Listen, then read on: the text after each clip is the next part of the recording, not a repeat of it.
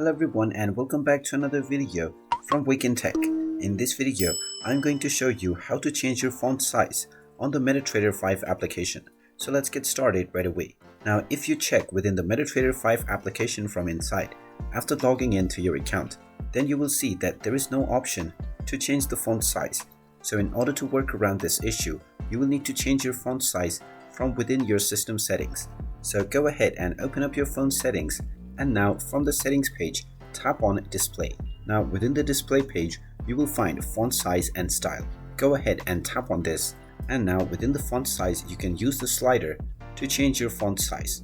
After changing your font to the desired size, you can go back from this menu and your settings will be applied to your entire phone, which includes the MetaTrader 5 application as well.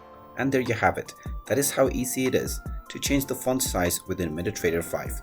If you find this video helpful, make sure you hit that like button and subscribe to our channel if you haven't done so already. Also ring that notification bell to never miss another update from us.